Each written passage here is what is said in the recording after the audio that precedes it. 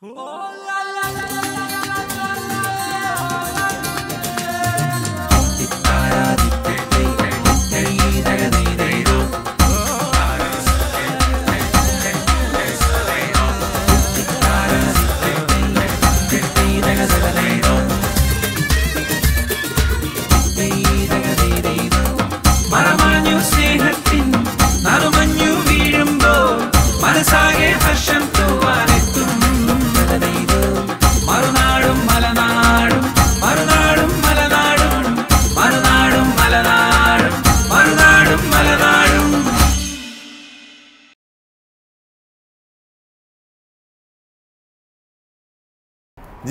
സമ്പൽ സമൃദ്ധമായ ഒരു തീരം തേടി മലനാട്ടിൽ നിന്നും മറുനാട്ടിലെത്തിയവരെ കുറിച്ചാണ് മറുനാടും മലനാടും. എല്ലാവർക്കും സ്വാഗതം. ഇത് UAE ഷാർജയാണ്. ഷാർജയിലെ ഒരു പ്രധാനപ്പെട്ട റൗണ്ട് ഓബോട്ടാണത്. ബാക്കിൽ കാണുന്നത് ഒരു എക്സിബിഷൻ സെൻ്ററാണ്. ഇവിടെ കൂടെ പലപ്പോഴും എക്സിബിഷൻസ് നടക്കാറുണ്ട്. ഇന്നൊരു വെള്ളിയാഴ്ചയാണ്. റോഡിലെങ്ങും ആളുകളാണ്, തിരക്കാണ്. ഇപ്പോൾ നമ്മൾ നിൽക്കുന്നത് ഒരു വലിയ ഉയരത്തിലുള്ള ഒരു 40ഓളം നിലകളുള്ള ഒരു ടവറിലാണ്. ഇവിടെ താമസിക്കുന്ന നമ്മുടെ ജോലി തന്നെ പണ്ട് ചെയ്തുകൊണ്ടിരുന്നൊരു കക്ഷിയുണ്ട്. നിതിൻ സൈനു എന്ന് പറഞ്ഞിട്ട് നമ്മുടെ ഏഷ്യാനെറ്റിലും ജയ്ഹിന്ദിലും ഒക്കെ പല പ്രോഗ്രാമുകളിലും ആങ്കർ ചെയ്തിട്ടുള്ള നിതിൻ സൈനു ഇപ്പോൾ ഇവിടെയാണ്. എന്തോ പണി ചെയ്ത് ജീവിക്കുകയാണ്. പണിയില്ലാത്തതുകൊണ്ട്, അവിടെ നാട്ടിൽ പണിയില്ലാത്തതുകൊണ്ടായിരിക്കും. എന്തായാലും നമുക്കതൊന്ന് അന്വേഷിക്കാം. വീട്ടിലേക്ക് കയറാം.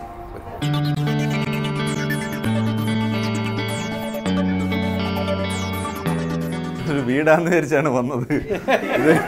ഇതൊരു കല്യാണ പന്തൽ പോലെ തോന്നുന്നു. അന്തിച്ചു പോയത്. നിതിനെ അറിയാം. നിതിനെ കാണാൻ വേണ്ടി വന്നപ്പോൾ നിതിന്റെ ഫാമിലി ഉണ്ടെന്ന് മനസ്സിലായി. ഇത്രയും വലിയ ഫാമിലിയിൽ നിന്ന് വിവാഹം കഴിക്കാൻ എന്ത് തെറ്റാ ചെയ്തത്? തെറ്റൊന്നുമല്ല, ഞങ്ങൾ ലവ് മാരേജ് ആയിരുന്നു. അത് അറിഞ്ഞുകൊണ്ടാണ് വിവാഹം കഴിച്ചത്. ഇത്രയും കുടുംബാംഗങ്ങളുള്ള ഒരു വീട്ടിൽ നിന്ന് വിവാഹം കഴിച്ചു കഴിഞ്ഞാൽ ഒരു ദിവസം ഒരു വീട്ടിൽ ഡിന്നറിന് പോയാൽ തന്നെ ഒരു വർഷം കഴിഞ്ഞ് കിട്ടുമല്ലോ. അതെ, ഒരു വർഷം കഴിയും. ഞങ്ങളിപ്പോൾ ഇങ്ങനെ ഈ ഒരു ഗെറ്റ് ടുഗദറിനുള്ള കാര്യം, ഞങ്ങളുടെ മാമ നാട്ടിൽ നിന്ന് വിസിറ്റ് വിസയ്ക്ക് ഇവിടെ വന്നിരിക്കുക. അടുത്ത ആഴ്ച അവർ തിരിച്ചു പോവുകയാണ്. കാരണവരായിട്ട് ഒരാളവിടെ പ്രൗഢിയായി ഇരിപ്പുണ്ട്. അദ്ദേഹത്തിൽ നിന്ന് തന്നെ നമുക്ക് തൊടാം. എൻ്റെ പേര് യഹിയ. നിതിൻ്റെ ഭാര്യയുടെ അപ്പൂപ്പനാണ് ഞാൻ. ഇതെൻ്റെ ഭാര്യ സുൽഫർ. എൻ്റെ പേര് നിസാം. ഇതിൻ്റെ കസിനായിട്ട് വരും. ഞാൻ നജ്ന, ഷായ്മയുടെ കസിൻ സിസ്റ്ററായിട്ട് വരും. ആബിദ, ഷായ്മയുടെ മാമി.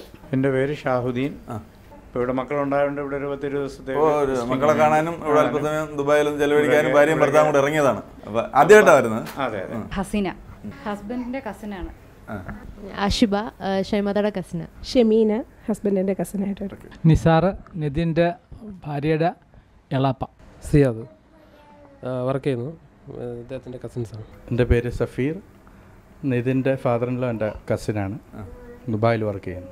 എൻ്റെ പേര് സജീർ. ഞാൻ സഫീറിൻ്റെ ഇളയ അനുജനാണ്. എൻ്റെ പേര് ആഷിഫ്. ഞാൻ ഷായ്മയുടെ കസിനായിട്ട് വരും. ഇവിടെ ലാസ്റ്റ് 3 years ആയിട്ട് ഞാൻ ഇവിടെ ഉണ്ട്. ഷാർജയിൽ വർക്ക് ചെയ്യുന്നു. ശരി. എൻ്റെ പേര് ഷെബിൻ. ഞാൻ ഷായ്മയുടെ കസിനാണ്. ഞാൻ ഇവിടെ 3 വർഷമായിട്ട് ദുബായിൽ വർക്ക് ചെയ്യുന്നു. എൻ്റെ പേര് അബ്ദുൽ സലാം. ഷായ്മ എൻ്റെ കസിൻ. നിതിൻ എൻ്റെ ജീജു ആയിട്ട് വരും. ശരി. ഇവിടെ എന്തെങ്കിലും ജോലി ചെയ്യുന്നു? ഞാൻ ജോലി ചെയ്യുന്നുണ്ട് എമിറേറ്റ്സ് ആൻഡ് ബിരി ബാങ്കിൽ.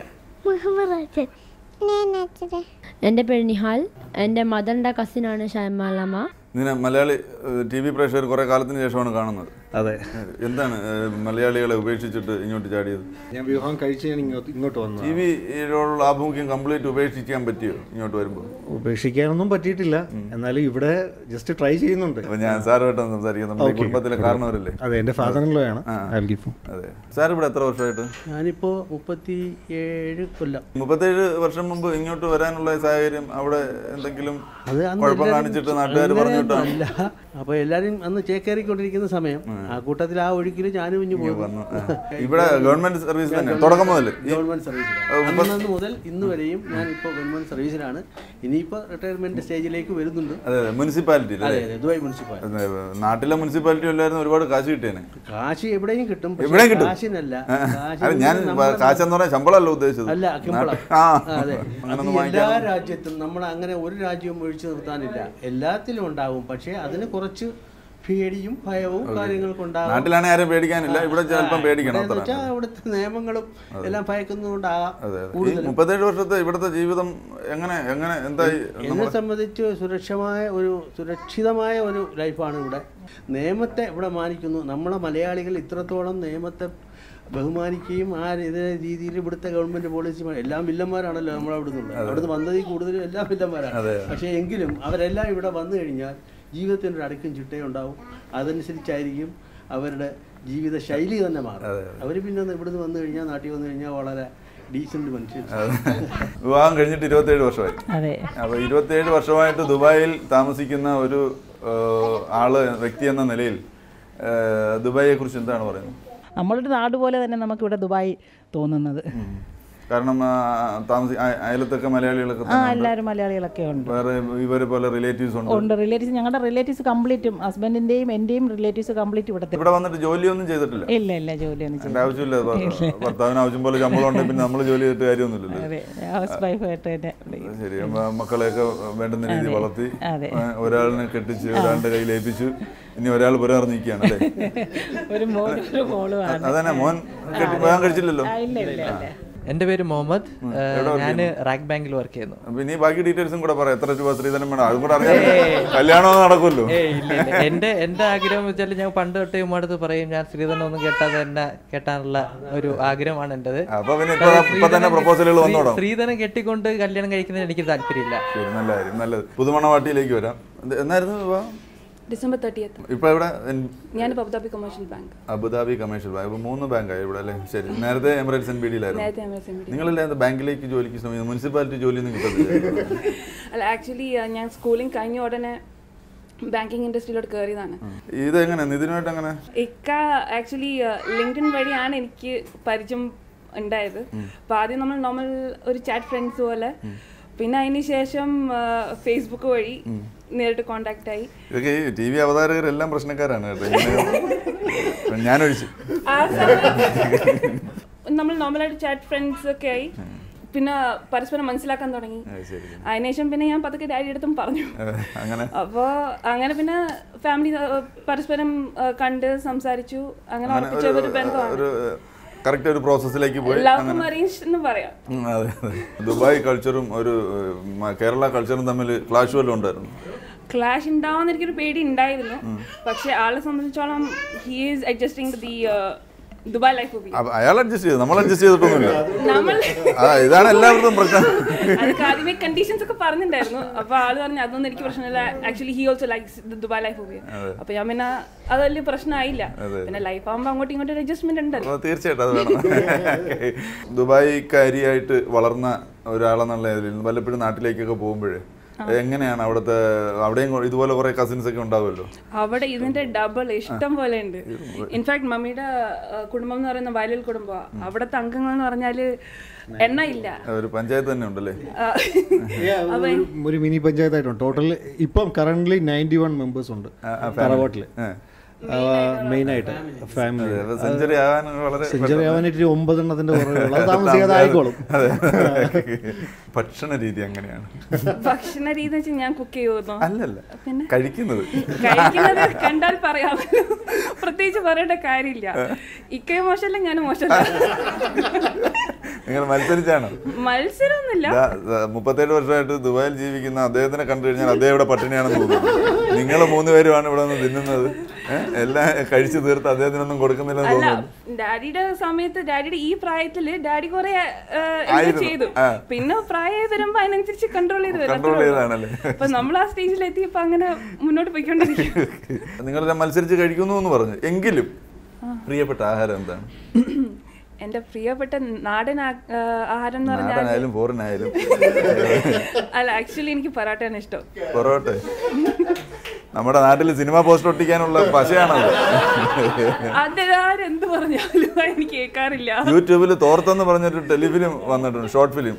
ഒന്ന് കാണിച്ചു കൊടുക്കണം ഇതിന്. തോർത്ത് എന്ന് പറഞ്ഞൊരു ഷോർട്ട് ഫിലിം ഉണ്ട്. ഞങ്ങൾ പല രീതിയിലും ഈ പൊറോട്ടയുടെ അടുത്തുള്ള ക്രൈസ് ഡീമോട്ടിവേറ്റ് ചെയ്ത് നോക്കിയിട്ടുണ്ട്. എന്നിട്ട് ഒരു രക്ഷയില്ല, അത് വേണം. ഒരു ദിവസം എത്ര പൊറോട്ട വരെ കഴിക്കും? അങ്ങനെ ചോദിക്കില്ല, കണക്കില്ല. അതൊന്നും പുറത്ത് പറയാൻ പറ്റില്ല. ഇതിന് ആദ്യം എനിക്ക് TV ഷോയിലേക്ക് വരുന്നത് ഡാൻസ് ഷോയിലൂടെയാണ്. ഞാൻ ഏഷ്യാനെറ്റിലെ തകതിമി എന്ന് പറയുന്ന ഡാൻസ് ഷോയിൽ കൂടെയാണ് വരുന്നത്. അത് കഴിഞ്ഞിട്ട് അവിടെ നിന്ന് പിന്നെ TV ആങ്കറിങ് ഏഷ്യാനെറ്റ് വാൽക്കണ്ണാടി. അത് കഴിഞ്ഞ് പിന്നെ അമൃതയിലേക്ക് വന്നു. അമൃതയിൽ സ്റ്റൈൽ ബൈ എന്ന് പറയുന്ന പരിപാടി ചെയ്തു. അത് കഴിഞ്ഞ് പിന്നെ ജയ്ഹിന്ദ്, സൂര്യ. ജയ്ഹിന്ദിലാണ് മറ്റേ ഓട്ടോമൊബൈൽ. അത് സ്റ്റൈൽ ബൈയിലായിരുന്നു. പുതിയ വാഹനങ്ങളുടെ ഇൻട്രൊഡക്ഷൻ അങ്ങനെയുള്ളായിരുന്നു. പിന്നെ സ്റ്റൈൽ അങ്ങനെയൊക്കെ ഉള്ളതായിരുന്നു. അത് കണ്ടിട്ടാണ് എന്നെ ജയ്ഹിന്ദിലേക്ക് അൻഡ്രൂബേട്ടൻ വിളിക്കുന്നത് യാത്ര ചെയ്യാനായിട്ട്. ദുബായ് വന്ന് കണ്ടപ്പോഴത്തെ ആദ്യത്തെ ഒരു എങ്ങനെ ഇവിടെ വന്ന് കയറി? Dubai is rocking always. എനിക്കിങ്ങനെ നാട്ടിലോട്ട് പോകാൻ എനിക്ക് തോന്നുന്നില്ല. ഐ ഓൾവേസ് ഞാൻ ഇവിടെ തന്നെ സെറ്റിൽ ചെയ്തു. വർക്ക് ചെയ്യുന്നത് ഞാൻ സാലിഹ് ബിൻ ലഹീജിലെ ഇലക്ട്രിക്കൽ എഞ്ചിനീയർ ആണ്. നാട്ടിൽ എഞ്ചിനീയർ ആയിരുന്നു. അവിടെ നിന്ന് ഇങ്ങോട്ട് വന്നു. എത്രാമത്തെ പൊസിഷൻ വരെ എത്തിയായിരുന്നു തകതിമിയിൽ? തകതിമി ഞാൻ സെമി ഫൈനലിസ്റ്റ് ആയിരുന്നു. 4 വരെ. ഞാനും റീമോ കല്ലിങ്ങിലൊക്കെ ഒരുമിച്ചാണ് ഔട്ടാകുന്നത്. പക്ഷെ അവരിപ്പോഴും ഔട്ടായിട്ടില്ല. ബട്ട് ഷീസ് റിയലി, ഞാനും റീമ കല്ലിങ്ങിലും വളരെ നല്ല ഫ്രണ്ട്സ് ആയിരുന്നു തകതിമി വെച്ച്. പിന്നെ തകതിമിൽ നിന്ന് മാറിയ ശേഷം പിന്നെ കോൺടാക്ട് ഒക്കെ അങ്ങ് പോയി. റിലേഷൻ തകതിമിയായി പോയി. പിന്നെ കിട്ടിയത് തകതിമി ഇതാണ്. എന്റെ ഷൈമ. ഇപ്പൊ നിങ്ങൾ തമ്മിലുള്ള തകതിമിയാണ് ഇവിടെ നടക്കുന്നത്. വളരെ സന്തോഷം. ഞങ്ങൾ മറുനാടും മലനാടും എന്ന ഈ പ്രോഗ്രാമിന് വേണ്ടി പല കുടുംബത്തിൽ പോയിട്ടുണ്ട്. വിശാലമായൊരു കുടുംബം ഇത്രയും ആളുകളുമായിട്ട് ആദ്യമാണ്. വളരെ സന്തോഷം നിതിൻ. ഇനിയും ആങ്കറിംഗ് കൂടെ കണ്ടിന്യൂ ചെയ്യാൻ കഴിയട്ടെ എന്ന് ആശംസിക്കുന്നു. ക്രീക്ക് പാസഞ്ചർ ട്രാൻസ്പോർട്ട് ദുബായിൽ എല്ലാവർക്കും അറിയാവുന്ന ഒരു സ്ഥാപനമാണ്. അപ്പോൾ ക്രീക്ക് നൽകുന്ന ഒരു സമ്മാനം നിങ്ങൾക്കുണ്ട്. ഹായ്, നമ്മൾ മറുനാടും മലനാടും ഇന്ന് വളരെയേറെ സന്തോഷത്തിലാണ്. വളരെ പ്രത്യേകതയുള്ളൊരു ദിവസമാണ് ഇന്ന്. കാരണം മലയാളികൾ വളരെയേറെ ഹർഷാരവത്തോടെ സ്വീകരിച്ചിരുന്ന അല്ലെങ്കിൽ കേട്ടിരുന്ന കണ്ടിരുന്ന ഒരു ക്രിക്കറ്റ് പ്ലെയറിൻ്റെ വീട്ടിലാണ് നമ്മളിപ്പോൾ. മലയാളികൾ പലരും മറന്നിട്ടുണ്ടാവില്ല ആ പേര്, PG സുന്ദർ.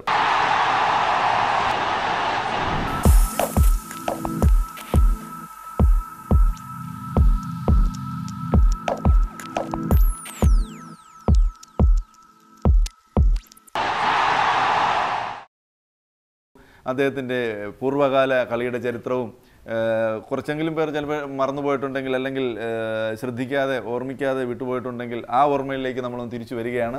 സർ, സ്വാഗതം.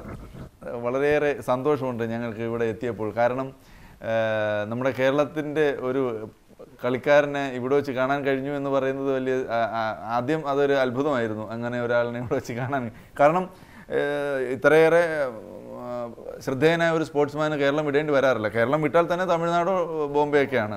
ഇതിപ്പോൾ രാജ്യം തന്നെ വിടേണ്ടി വന്നു. ആ ഒരു സാഹചര്യം എന്താണെന്ന് ആദ്യം പറയും. ചെന്നൈയിലായിരുന്നു ഞാൻ ഇവിടെ വരുന്നതിന് മുന്നേ. ഞാൻ അവിടെ വളരെ ഫസ്റ്റ് ഡിവിഷൻ ലീഗ് റെഗുലറായിട്ട് കളിച്ചുകൊണ്ടിരുന്നു, രഞ്ജി ട്രോഫി കളിച്ചുകൊണ്ട്. ക്രിക്കറ്റായിരുന്നു എൻ്റെ എല്ലാത്തിൻ്റെയും ബേസ്. അപ്പോൾ അവിടെ നിന്ന് ഒരു 29 ഇയേഴ്സ് ആയപ്പോൾ ഞാൻ ക്രിക്കറ്റിൽ ഇനിയൊരു പുരോഗതിയില്ല, ഒരു ഫ്യൂച്ചറില്ല എന്നുള്ളൊരു സിറ്റുവേഷൻ വന്നപ്പോൾ ആക്ച്വലി ഒരു നിമിത്തം എന്ന പോലെ ക്രിക്കറ്റ് എപ്പോഴും എന്നെ ഒരു ബാക്കപ്പ്, ഒരു അഡ്മിഷൻ ആയാലും 10th സ്റ്റാൻഡേർഡ് കഴിഞ്ഞിട്ടുള്ള പ്രീ ഡിഗ്രിക്കുള്ള അഡ്മിഷൻ ആയാലും ഒന്നിനും വേണ്ടിയിട്ടും കാല് പിടിക്കേണ്ടി വന്നിട്ടില്ല. എപ്പോഴും സ്റ്റേറ്റ് റെപ്രസെൻറ്റേഷൻ ഒരു ഭയങ്കര ഒരു പ്ലസ് പോയിന്റ് ആയിരുന്നു. എപ്പോഴും sure card first or second ആയിട്ട് വരുമായിരുന്നു. ഇവിടെ വന്നപ്പോഴും ഞാൻ വിസിറ്റിൽ വന്നപ്പോഴും ഒരു ഭാഗ്യമുണ്ടായി. ഞാനൊരു കമ്പനിയുടെ ഓണറെ കണ്ടു. എനിക്ക് ആക്ച്വലി അനിൽ കുംബ്ലയുടെയും അസറുദ്ദീൻ്റെയൊക്കെ ഒരു റെക്കമെൻഡേഷൻ ലെറ്റർ ഉണ്ടായിരുന്നു, സെയിങ് ഞങ്ങളൊപ്പം കളിച്ചതാണ്, നല്ലൊരു പ്ലെയറാണ് എന്നൊക്കെ പറഞ്ഞിട്ട്. ആ കത്ത് ഞാൻ എൻ്റെ ഫയലിൽ വെച്ചിരുന്നു. ആ കമ്പനിയുടെ ഓണർ അത് തുറന്നു നോക്കി എൻ്റെ അടുത്ത് ആദ്യം സംസാരിച്ചപ്പോൾ ഇവിടെ ഒരു ഓപ്പണിംഗ് ഇല്ല എന്നുള്ള രീതിയിലാണ് തുടങ്ങിയത്. പക്ഷെ പുള്ളിക്കാരൻ തുറന്നു നോക്കിയപ്പോൾ അസറിൻ്റെ ലെറ്റർ, ആ കത്ത് കണ്ടു. അസറിൻ്റെ വളരെ ഒരു അടുത്ത സുഹൃത്തായിരുന്നു പുള്ളി. അതൊരു അങ്ങനെ ഒരു നിമിത്തമായി. പുള്ളി പറഞ്ഞു, അസറിൻ്റെ ഒപ്പൊക്കെ കളിച്ചിട്ടുണ്ടോ? ആ ഒരു രീതിയിൽ പുള്ളി ഉടനെ തന്നെ പറഞ്ഞു എപ്പോഴാണ് ജോയിൻ ചെയ്യണം. ഒരുപക്ഷെ സാറിൻ്റെയൊക്കെ ആ കാലത്താണ് കേരളത്തിലും ഇന്ത്യയിലും ഒക്കെ ക്രിക്കറ്റ് വളരെ ജനകീയമായി വരുന്നത്. മീൻസ് TV വന്നു, ടെലിവിഷനിലൂടെയാണ് ക്രിക്കറ്റ് ജനങ്ങളിലേക്ക് കൂടുതൽ അടുക്കുന്നത്. അപ്പോൾ ആ ഒരു ടൈമാണ് ക്രിക്കറ്റിലേക്ക് ജനങ്ങൾ കൂടുതൽ അടുക്കുന്ന ഒരു ടൈമും. ശരിയാണ്. ക്രിക്കറ്റ് ശരിക്കും പറഞ്ഞാൽ ഞാൻ പലപ്പോഴും വൈഫിനോട് പറയാറുണ്ട്, ഞാനൊരു 15 കൊല്ലം താമസിച്ച് ജനിച്ചിരുന്നെങ്കിൽ, ഞാൻ അത്രയും അങ്ങനെ ഒരു ക്രിക്കറ്റ് കളിച്ചിരുന്നെങ്കിൽ ചിലപ്പോൾ ക്രിക്കറ്റ് ഒരു പ്രൊഫഷനായതിനെ ഞാൻ ഇങ്ങോട്ട് UAE വരാനുള്ള ഒരു സാഹചര്യം വന്നിട്ടുണ്ടാവില്ല എന്ന് വിചാരിക്കാം. തിരിച്ചു ഇത് ആ സമയത്ത് ക്രിക്കറ്റ് നല്ലോണം ഇൻട്രസ്റ്റ് പിടിച്ചു വരുന്ന സമയമായിരുന്നു. പക്ഷേ ഫിനാൻഷ്യൽ സൈഡ് ഭയങ്കര ഒരു സ്പോൺസർഷിപ്പ് അങ്ങനെയൊന്നും ഇല്ലാത്ത സമയമാണ്. രഞ്ജി ട്രോഫി ഞങ്ങൾ കളിക്കുമ്പോൾ ഞങ്ങൾക്ക് പലപ്പോഴും അൺറിസർവ്ഡ് കമ്പാർട്ട്മെൻറ്റും പലപ്പോഴും ബസ്സിലും അങ്ങനെയൊക്കെയാണ്. ഒരു വളരെ ബേസിക് ആയിട്ടുള്ള സൗകര്യങ്ങളാണ്. ആ സമയത്ത് നമുക്ക് അവിടെ കേരളയിൽ അത്രയ്ക്കുള്ള വലിയ നല്ല വിക്കറ്റ്സ് ഒന്നുമില്ല. തുടങ്ങി വരുന്ന ഞങ്ങളുടെ ടൈം ശരിക്കും പറഞ്ഞ ഒരു ട്രാൻസിഷൻ ആയിരുന്നു. ഒരു ദുഃഖമെന്നോ ദുരന്തമെന്നോ പറയാവുന്നതുപോലെ കേരളത്തിൽ നിന്നോ അല്ലെങ്കിൽ സൗത്ത് ഇന്ത്യയിൽ നിന്നോ പ്ലേയേഴ്സിനെ നാഷണൽ ടീമിലേക്ക് അടുപ്പിക്കുന്നില്ല, അല്ലെങ്കിൽ അവർക്ക് വരാനൊരു ചാൻസ് വളരെ കുറഞ്ഞൊരു കാലഘട്ടവും കൂടെ ആയിരുന്നു. കേരളയ്ക്ക് സാഹചര്യം കിട്ടിയില്ല എന്ന് പറയാൻ പറ്റില്ല. ബട്ട് സത്യം പറഞ്ഞാൽ ഞങ്ങൾക്ക് അത്രയ്ക്കുള്ള ഒരു പുഷ് ഉണ്ടായിരുന്നില്ല. കേരളയ്ക്കുള്ള ഒരു ഇപ്പോഴുള്ള കേരളത്തിലെ പ്ലേയേഴ്സിനെ സപ്പോർട്ട് ചെയ്യാനോ അവർക്ക് വേണ്ടി വാദിക്കാനോ ഉണ്ടായിരുന്നില്ല. തീർച്ചയായിട്ടും ഗോഡ് ഫാദർ മാതിരി ഒരാൾ ഉണ്ടായിരുന്നില്ല എന്നുള്ളത് സത്യമാണ്. നമുക്ക് ആ സമയത്ത് ശരിക്കും പറഞ്ഞാൽ ഇപ്പോൾ കിട്ടുന്ന ഫെസിലിറ്റീസ് വെച്ച് നോക്കുമ്പോൾ ഞങ്ങൾക്ക് കിട്ടിയിരുന്ന ഫെസിലിറ്റി വളരെ മോശമായിരുന്നു. ഇപ്പോൾ നല്ല ഓപ്പർച്യൂണിറ്റീസ് കിട്ടുന്നുണ്ട്, നല്ല കുറേ പ്ലേയേഴ്സ് ഉണ്ട്. ഇത്രയും നല്ല പ്ലേയേഴ്സ് അക്കാലത്ത് ഉണ്ടായിരുന്നു. ബട്ട് ആ സമയത്ത് അല്ല സർ, അന്ന് തന്നെ വളരെ ലിമിറ്റഡ് ടൂർണമെന്റ്സ് ഓപ്പർച്യൂണിറ്റീസ് വളരെ കുറവാണ്. ഇപ്പൊ ക്രിക്കറ്റ് പ്ലേയേഴ്സിന് ബാറ്റ് താഴെ വെക്കാൻ ടൈമില്ല. പിന്നെ ആ കൊല്ലം ഞങ്ങളൊക്കെ കളിക്കുന്ന സമയത്ത് രഞ്ജി ട്രോഫിയുടെ ഫോർമാറ്റും ഡിഫറെൻ്റ് ആയിരുന്നു. ഈ സൗത്തിൽ മാത്രമായിട്ടാണ് കളിക്കുക. ഇപ്പോഴത്തെ ഫോർമാറ്റിലൊക്കെ എങ്ങനെയാ വെച്ചാൽ ഒരു കേരളയ്ക്ക് കളിക്കുകയാണെങ്കിലും ഓൾ ഇന്ത്യ റെക്കഗ്നിഷൻ കിട്ടും. ഇപ്പോൾ സഞ്ജു സാംസൺ ആയാലും ഇപ്പോൾ നല്ല പയ്യന്മാർ കുറേ പേരുണ്ട് കേരളയ്ക്ക് വേണ്ടി. കേരളം നന്നായിട്ട് പെർഫോം ചെയ്യുന്നുണ്ട്. പക്ഷേ ഇപ്പോൾ അറിയപ്പെടുന്നത് എന്തുകൊണ്ടാ വെച്ചാൽ അതിൻ്റെ അത്രയും കവറേജും ഉണ്ട്. ഇപ്പോൾ കമ്പ്യൂട്ടറും ടെക്നോളജിയും ഒരുപാട് അഡ്വാൻസ് ആയി, നമുക്ക് എവിടെ ഇരുന്നും കാണാം. പണ്ട് കോട്ടയത്താണെന്ന് തോന്നുന്നു സുന്ദറും അനന്ത പത്മനാഭൻ. ആക്ച്വലി അനന്തൻ വന്ന എൻ്റെ അനിയത്തിയുടെ ഭർത്താവാണ്. ഇവർ രണ്ടുപേരും കൂടി ഐ തിങ്ക് കേരള തമിഴ്നാടു മാച്ചായിരുന്നു പാലക്കാടിൽ വെച്ച്. അപ്പോൾ ഞങ്ങൾ ട്രിവാൻഡ്രത്തിൽ നിന്ന് ഞാനും അനിയത്തിയും കൂടി റേഡിയോ വഴിയൊക്കെയാണ് സ്കോർ കേട്ടിട്ട് 100 അടിക്കുകയോ അല്ല അത് ഔട്ടാവുകയോ അതൊക്കെ. ഇന്നിപ്പോൾ TV-യിൽ ലൈവ് ടെലികാസ്റ്റാണ്, ഇൻ്റർനെറ്റിൽ ഓരോ വെബ്സൈറ്റിലോ immediately you get the results.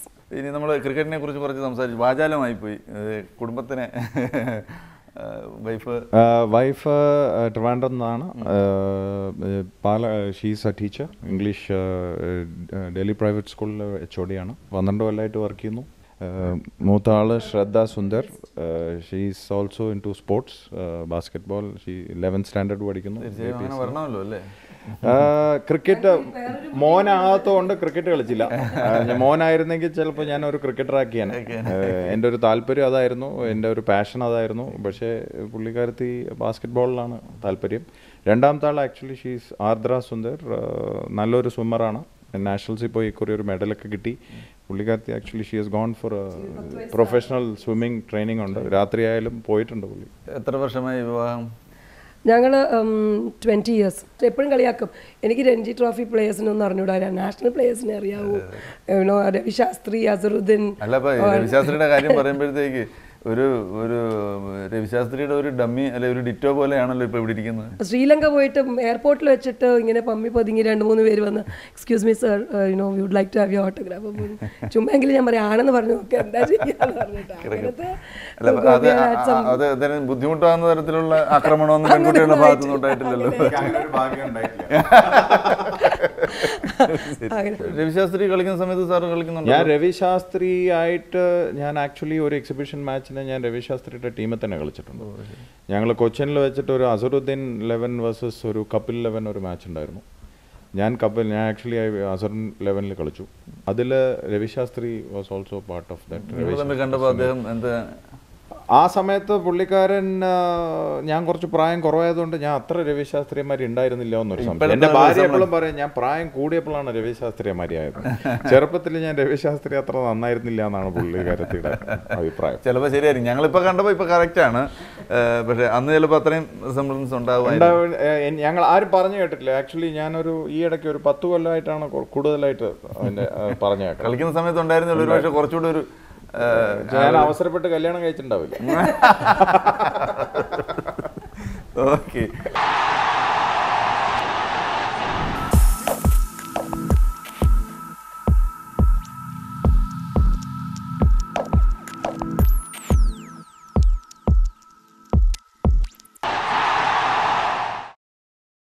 വിവാഹശേഷമാണല്ലോ U എയിലേക്ക് വരുന്നത് അല്ലേ? ഞങ്ങൾ വിവാഹശേഷം മോക്ക് 1.5 വയസ്സാകുമ്പോഴാണ് ഇങ്ങോട്ട് വരുന്നത്. പിന്നെ ആ സമയത്ത് ഇനിയിപ്പോ കളിച്ചുകൊണ്ട് നടന്നിട്ട് വലിയ കാര്യമില്ല, ഇതിനപ്പുറം ഇനി വളരാനൊന്നും. എന്നാലും ഇവിടെ വന്നിട്ടും ഐ തിങ്ക് ഷാർജ റമദാൻ ടൈമിലുള്ള ടൂർണമെന്റ്സ് അത് കളിച്ചിട്ടുണ്ട്, കൗൺസിലിന് വേണ്ടി കളിച്ചിട്ടുണ്ട്. ഇവിടുത്തെ first class 3 years I played. പിന്നെ കുറച്ച് കാലം അത് പറയാമല്ലോ, കുടുംബ പ്രാരാബ്ദമാണെങ്കിൽ പറയാം. 2 മക്കളൊക്കെ ആയപ്പം വീക്കെൻഡ് ആകുമ്പോൾ ഈ ബാറ്റും പിടിച്ച് പോയാൽ പിന്നെ എനിക്ക് ബുദ്ധിമുട്ടാകും. പിന്നെ ഈ ഒരു ഇടയ്ക്ക് ഇവിടുത്തെ എന്താ പറയുക കേരള പ്രീമിയർ ലീഗ് തുടങ്ങിയപ്പോൾ then he got an opportunity to don the cap as a coach. ഞാൻ കോച്ച് ചെയ്ത 3 ടീംസും ചാമ്പ്യൻഷിപ്പ് അടിച്ചു. ആദ്യത്തെ വർഷം KPL കണ്ണൂരിന് വേണ്ടി കോച്ചായിരുന്നു, കണ്ണൂർ ചാമ്പ്യൻസായി. അടുത്ത കൊല്ലം പാലക്കാടിൻ്റെ കോച്ചായി, പാലക്കാട് ചാമ്പ്യൻസായി. ഇക്കുറി KCL തൃശ്ശൂരിൻ്റെ കോച്ചായിരുന്നു, തൃശ്ശൂർ ചാമ്പ്യൻസായി. ശ്രദ്ധ ബാസ്കറ്റ്ബോൾ പ്ലെയർ ആണല്ലേ? അതെ, ബാസ്കറ്റ്ബോൾ ആണ്. എന്താണ് ബാസ്കറ്റ്ബോളിലേക്ക് ഒരു പാഷൻ വരാൻ കാര്യം? വേറെ ഏതെങ്കിലും ഗെയിം അല്ല, ഞാൻ ട്രൈ ചെയ്തിരുന്നു. സ്വിമ്മിങ്, അത്ലറ്റിക്സ് ഒക്കെ ട്രൈ ചെയ്തിരുന്നു. പിന്നെ ബാസ്കറ്റ്ബോൾ ഫൈനലി വന്നപ്പോൾ ബാസ്കറ്റ്ബോൾ ആണ് എനിക്ക് ഭയങ്കരമായിട്ട് ഇഷ്ടമായപ്പോൾ. ഏതാണ് ഇഷ്ടപ്പെട്ട പ്ലെയർ? ആദ്യം മൈക്കിൾ ജോർഡൻ ആയിരുന്നു, ഇപ്പം പോയി. കോബി ബ്രയന്റ്. LA Lakers ആണ് എൻ്റെ മെയിൻ സ്ട്രീമിൽ നിന്ന ഒരു പ്ലെയർ. അതെല്ലാം ഉപേക്ഷിച്ചെന്ന് പറയാൻ പറ്റില്ല, എങ്കിലും ആ ഒരു അറ്റ്മോസ്ഫിയർ പാടെ മാറിയിട്ട് വേറൊരു അറ്റ്മോസ്ഫിയറിലേക്ക് വന്നപ്പോൾ എപ്പോഴെങ്കിലും ഒരു ദുഃഖം? റിഗ്രറ്റ് എപ്പോഴും തന്നെ നമ്മൾ ലൈഫ് പാഷനോടെ തന്നെ കൊണ്ടുപോകാൻ പറ്റുകയാണെങ്കിൽ അതാണ് ഏറ്റവും നല്ലത്. പക്ഷെ ഇതിപ്പോൾ ഞാനിപ്പോൾ ചെയ്തുകൊണ്ടിരിക്കുന്നത് അത് എൻ്റെ ലൈഫ് സസ്റ്റെയിൻ ചെയ്യാൻ വേണ്ടിയിട്ടാണ്. ഇപ്പോൾ എൻ്റെ അടുത്ത് ഒരാൾ പറയുകയാണെങ്കിൽ ഞാൻ ഇത്രയും പൈസ തരാം, നീ ക്രിക്കറ്റ് ഗ്രൗണ്ടിൽ 12 മണിക്കൂർ പോയി പോയിട്ട് കോച്ച് ചെയ്യുമെന്ന് പറഞ്ഞാൽ ഞാൻ അത് സന്തോഷപൂർവ്വം ചെയ്യും. ബിക്കോസ് അതാണ് എൻ്റെ പാഷൻ. ബട്ട് സാഹചര്യങ്ങൾ ഓരോരോ സിറ്റുവേഷൻസ് വെച്ച് നോക്കുമ്പോൾ എനിക്ക് റിഗ്രറ്റ് എന്ന് പറയാനില്ല. ഞാൻ ഇവിടെ വന്നിട്ട് ലൈഫ് നന്നായിട്ടേ ഉള്ളൂ. ഇപ്പോൾ എനിക്ക് പലപ്പോഴും തോന്നാറുണ്ട്, ഞാൻ നാട്ടിൽ പോകുമ്പോൾ പലപ്പോഴും തോന്നാറുണ്ട്, കേരള ക്രിക്കറ്റ് അസോസിയേഷനിൽ എന്തെങ്കിലും ഒരു റിലേഷൻഷിപ്പ് വരുത്താം, അല്ലെങ്കിൽ BCCI ആയിട്ട് എന്തെങ്കിലും ഒരു ഇത് വന്ന് എനിക്കൊരു റെക്കഗ്നിഷൻ വന്ന് എന്തെങ്കിലും പാർട്ടിസിപ്പേറ്റ് ചെയ്യാൻ പറ്റിയിരുന്നെങ്കിൽ ഇപ്പോഴത്തെ ജനറേഷന് വേണ്ടിയിട്ട് ഞാനൊരു സപ്പോർട്ട് ആവാൻ പറ്റുമെങ്കിൽ എന്നൊരു പലപ്പോഴും ഇപ്പോൾ തോന്നാറുണ്ട്. ശരിക്കും പറഞ്ഞാൽ 2-3 കൊല്ലമായിട്ട് തോന്നാറുണ്ട്. കാരണം ഇപ്പോൾ ഇവിടെ മറ്റൊരു നാട്ടിലാണ്, വേറെ ജോലിയിലാണ് എങ്കിൽ പോലും സാറിന് ക്രിക്കറ്റ് ഇപ്പോഴും കൊണ്ടു നടക്കാൻ കഴിയുന്നുണ്ട്. അതൊരു ഭാഗ്യമാണ്. അത് UAE-നെ തന്നെ പറയണം. എന്താ വെച്ചാൽ ഇവിടെ ക്രിക്കറ്റ് ഡെവലപ്പിംഗ് ആണ്. ഇന്ത്യ മാതിരി ഡെവലപ്ഡ് അല്ല. ഒരുപാട് ഓപ്പർച്യൂണിറ്റീസ് ഉണ്ട്. അത് നമ്മളെ മാതിരി കുറച്ച് എക്സ്പീരിയൻസ് ഉള്ള ആൾക്കാരുടെ എക്സ്പെർട്ടീസ് അവർക്ക് വേണം. അത് ചില സ്ഥലങ്ങളിലൊക്കെ യൂസ് ചെയ്യാൻ പറ്റുന്നുണ്ട്. എന്നെ കൊണ്ട് കഴിയാവുന്ന രീതിയിൽ ഞാൻ പറ്റുന്ന രീതിയിൽ ചെയ്യുന്നുണ്ട്. ശരിക്കും സാറിന് ക്രിക്കറ്റർ ആയതുകൊണ്ട് അഭിമാനിക്കുക തന്നെയാണ്. പക്ഷേ അവിടെ നിന്ന് നാട് വിടേണ്ടി വന്നതുകൊണ്ട് ഇതുവരെ റിഗ്രറ്റ് ചെയ്യേണ്ടി വന്നിട്ടുമില്ല. നാട് വിടുന്ന സത്യം പറഞ്ഞാൽ UAE-ൽ ഉള്ളപ്പോൾ നാട് വിട്ട മാതിരി ഒരു ഫീലിംഗ് ആയിരിക്കും. UAE ഞാൻ എൻ്റെ അടുത്ത് ചോദിച്ചാൽ ഒരു ഭയങ്കര മോഡേൺ കേരള എന്ന് ഞാൻ പറയുള്ളൂ. 8 വർഷം ചെന്നൈയിലുള്ളപ്പം എല്ലാ വിഷുവിനും എവിടെന്നെങ്കിലും കുറച്ചെങ്കിലും കൊന്നപ്പൂ കിട്ടിയാൽ കൊള്ളാമെന്നുണ്ടായിരുന്നു. കിട്ടത്തില്ല. ഒരു ഉണങ്ങിയ മാവിലയും കഷ്ടപ്പെട്ട് കിട്ടും. ഇവിടെ വന്നോട്ട് ഒരു വിഷുവിന് പോലും അടിപൊളിയായിട്ടൊരു ഫുൾ വിഷു കിറ്റ് എന്ന് പറഞ്ഞാൽ ഇപ്പോൾ നമ്മൾ എന്താ പറയുന്നത്, പല സൂപ്പർ മാർക്കറ്റിൽ ലുലു പോലുള്ള ഫുൾ കിറ്റ് കിട്ടും. എല്ലാ ചക്കയായാലും ശരി, മാങ്ങയായാലും എന്തൊക്കെയാണെങ്കിലും ഫുള്ളായിട്ട് നമുക്ക് നാട്ടിൽ ഉള്ള പോലെ തന്നെ ഒരു പക്ഷെ അതിനേയും കാട്ടി ഫ്രഷ് ആയിട്ട് തന്നെ ഇവിടെ കിട്ടുന്നുണ്ട്. അപ്പോൾ നിങ്ങൾ എന്തായാലും മറുനാട്ടിലാണെങ്കിലും ഒരു മലയാള നാട്ടിൽ താമസിക്കുന്നത് പോലെ തന്നെയാണ് അല്ലേ? ഇതിൽ വളരെ അത്ഭുതമായിരുന്നു ഇങ്ങനെ ഒരാളിനെ ഇവിടെ കാണാൻ കഴിഞ്ഞത്. സുന്ദർ എന്നുള്ള പേര് അല്ലെങ്കിൽ സുന്ദർ എന്ന ക്രിക്കറ്ററെ ഓർമ്മയുള്ള ഒരു പ്രായത്തിന് മുകളിലുള്ള ഒരുപാട് പേർക്ക് മനസ്സിൽ ഓർമ്മയുണ്ടാകും. എപ്പോഴെങ്കിലും ഞങ്ങൾ മലയാളികൾ സാറിനെ അറിഞ്ഞോ അറിയാതെ മറന്നു പോയിട്ടുണ്ടെങ്കിൽ അല്ലെങ്കിൽ ഞങ്ങൾ മാറ്റി നിർത്തിയിട്ടുണ്ടെങ്കിൽ ഞങ്ങൾ സാറിനോട് ക്ഷമ ചോദിക്കുന്നു. ഞങ്ങൾ മലയാളികൾ സാറിനോടൊപ്പം ഉണ്ട്. കാരണം ഈ ക്രിക്കറ്റിനെ ഇപ്പോഴും കൊണ്ട് നടക്കുന്ന, ക്രിക്കറ്റിനെ മാത്രമല്ല സ്പോർട്സിനെ ഇപ്പോഴും കൂടെ കൊണ്ട് നടക്കുന്ന, സ്പോർട്സ് ശ്വസിച്ചുകൊണ്ടിരിക്കുന്ന സാറിനെയും ഈ ഫാമിലിയിൽ എത്തിപ്പെട്ടതിൽ വളരെ സന്തോഷം. മലയാളികൾ ഇപ്പോഴും സാറിനെ മറന്നിട്ടില്ല. ക്രീക്ക് പാസഞ്ചർ ട്രാൻസ്പോർട്ട് ദുബായിൽ എല്ലാവർക്കും അറിയാവുന്ന ഒരു സ്ഥാപനമാണ്. അപ്പോൾ ക്രീക്ക് നൽകുന്ന ഒരു സമ്മാനം നിങ്ങൾക്കുണ്ട്.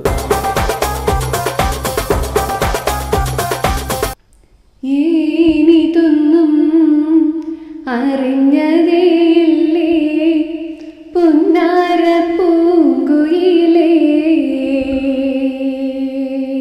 കദളി ചെങ്കദളി പൊൻകദളി പൂവേണോ, കവിളിൽ പൂമകമുള്ളൊരു പൂവേണോ പുകാരാ. കൽബിലുള്ളൊരു പെണ്ണാണ് മുഞ്ചുള്ള മുഖമുള്ള സുഹറ എൻ കിനാവിലുള്ളൊരു പെണ്ണാണ് കരിമഷി കണ്ണുള്ള സുഹറ കരിവളയിട്ട കയ്യാലൊപ്പന പാടുവാൻ നാണമുള്ളൊരു പെണ്ണ്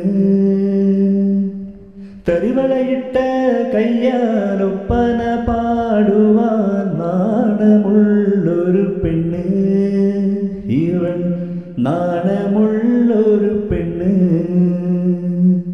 എഴുതാൻ മറക്കരുത്, സമ്മാനങ്ങൾ നേടാനും മറക്കരുത്. എല്ലാവർക്കും സമ്മാനങ്ങൾ.